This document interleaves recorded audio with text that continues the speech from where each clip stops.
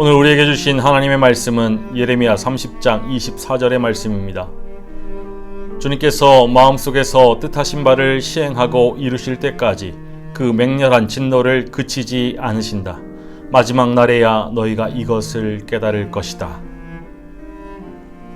고난주간 넷째 날 세족 목요일입니다. 제자들과 함께 유월절 식사를 하시던 예수님께서 갑자기 일어나십니다. 일어나셔서 겉옷을 벗으시고 수건을 허리에 두르신 후에 대야에 물을 떠서 제자들 한 사람 한 사람의 발을 씻겨 주시지요. 우리가 잘 알고 있듯이 발을 씻겨주는 것, 이것은 종이 하는 일입니다. 또는 주인이 자신의 집으로 초대한 손님의 발을 씻겨 주었지요. 예수님은 스승이심에도 불구하고 제자들의 발을 씻겨 주셨습니다. 이렇게 몸소 겸손의 모습을 섬김의 본을 보여주셨지요. 그리고 제자들에게 이렇게 부탁하십니다. 요한복음 13장 14절과 15절의 말씀입니다. 내가 주와 또는 선생이 되어 너희 발을 씻었으니 너희도 서로 발을 씻어주는 것이 옳으니라. 내가 너희에게 행한 것 같이 너희도 행하게 하려 하여 본을 보였노라. 제자들의 발을 씻기심은 십자가를 짊어지시기 위한 예행 연습이었습니다. 십자가, 자신을 낮추시고 종의 형체를 가지사 사람의 모양으로 죽기까지 순종하신 주님의 섬김이지요. 자신의 생명까지도 내어주신 세상을 사랑하신 증거입니다.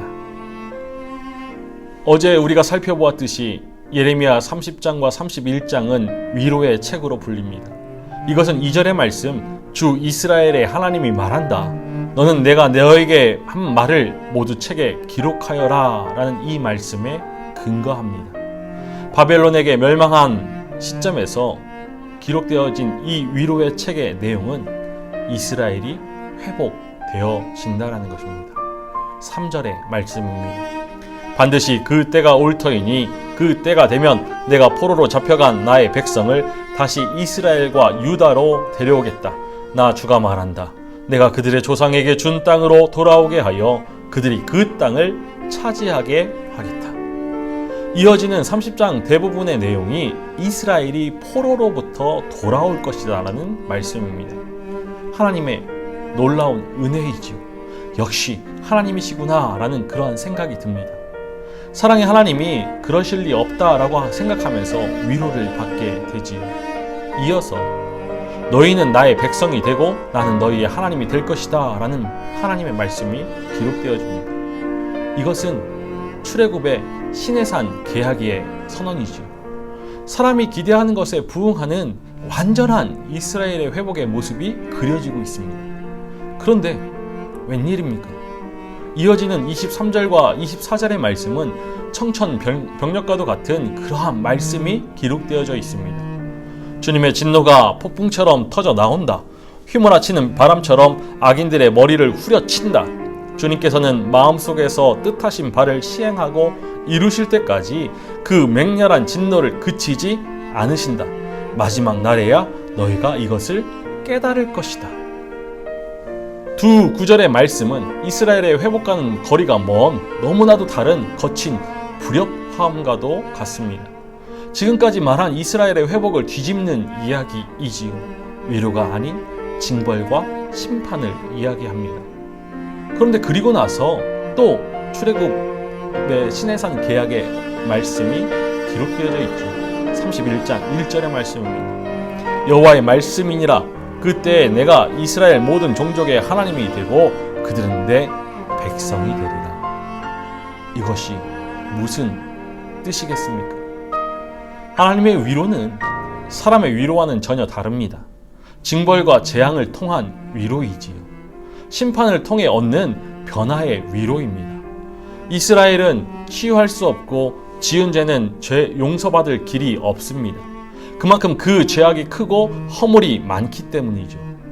하나님의 위로는 징벌을 통한 용서로, 심판을 통한 회복으로 나타납니다. 고난을 통해 깨달음에 이르게 되고 변화의 힘을 기르게 하시는 것이죠. 재앙과 심판, 이 앞선 두 절의 말씀, 시내산 계약 선언이라는 30장 22절과 31장 1절의 말씀이 두 구절을 감싸고 있습니다. 축복으로 심판을 감싸는 꼴이죠.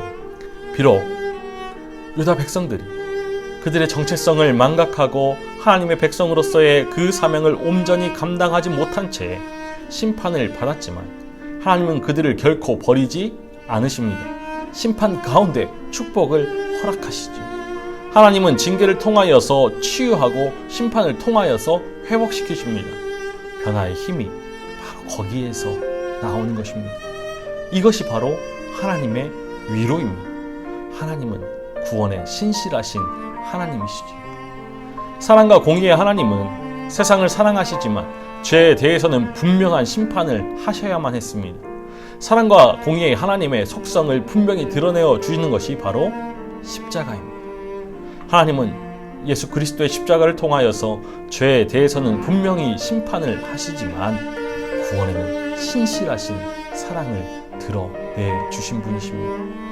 구원의 신실하신 약속, 그 하나님의 사랑이 우리에게도 주어졌습니다. 로마서 8장 38절과 39절의 말씀입니다. 내가 확신하노니 사망이나 생명이나 천사들이나 권세자들이나 현재 일이나 장래일이나 능력이나 높음이나 깊음이나 다른 어떤 피조물이라도 우리를 우리 주 그리스도 예수 안에 있는 하나님의 사랑에서 끊을 수 없으리라. 예수 그리스도 안에서 우리를 향한 하나님의 사랑은 그 어떠한 것으로도 끊어질 수 없는 사랑입니다.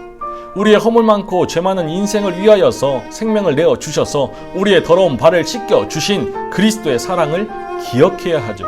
죽어갈 수밖에 없는 우리의 인생을 위하여서 이 땅에 오셔서 자신을 대속의 제물로 내어 주신 하나님의 진노를 면하게 하여 주신 주님의 사랑을 기억해야 합니다. 우리의 인생에서 마주하는 모든 상황 속에서 이 십자가 사랑을 기억하며 징벌 속의 위로를, 고난 뒤의 축복을, 십자가 뒤에 부활을 바라보아야 하죠.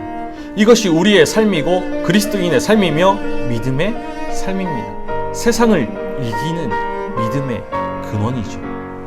사랑과 공의의 하나님은 구원의 신실하신 하나님이심을 신뢰하고 우리 앞에 놓여진 고난의 길을, 십자가의 길을 오늘도 걸어가야 합니다. 사랑의 하나님께서, 위로의 하나님께서 그 어느 것으로도 끊을 수 없는 사랑을 오늘 우리의 삶 가운데에도 베풀어 주실 것입니다. 길이요 진리요 생명 되신 예수 그리스도 안에 머물며 우리를 향하신 하나님의 다함이 없는 사랑을 기쁨으로 누리는 한날이기를 소망합니다. 나아가 우리의 발을 씻기신 그 사랑에 응답하여서 오늘 우리 삶 속에서 마주하는 모든 관계에 서로 사랑함으로 그리스도의 제자됨을 증거할 수 있는 이 하루가 되기를 주님의 이름으로 간절히 축원합니다.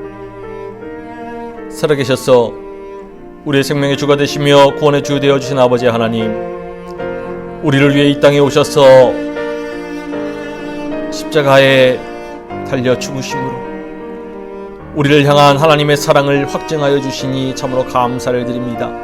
죄와 허물 많은 나의 인생을 주님의 그 보혈의 피로, 그리스도의 보혈로 깨끗게 씻겨 주옵소서. 우리의 헛된 이기심과 욕망들, 우리의 아집과 고집들, 시기와 질투, 모든 것을 다 주님 앞에 내려놓고서 십자가에 못 박게 하시고 새 사람으로 다시 일으키시는 주님의 구원의 은혜를 누리게 하여 주옵소서.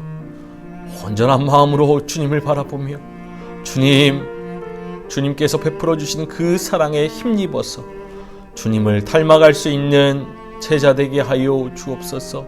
십자가 그 사랑의 능력으로 사랑을 살아내게 하여 주시옵고 주님, 우리에게 믿음이 있음을 세상에 증거하면서 그리스도의 제자로 우뚝 서게 하옵소서. 그리하여서 우리 앞에 놓여진 십자가의 길을, 고난의 길을 온전히 감내하며 한 걸음 한 걸음 표대를 향하여 나아갈 수 있는 믿음 되게 하여 주옵소서. 우리 주 예수 그리스도의 이름으로 기도하옵나이다. 아멘.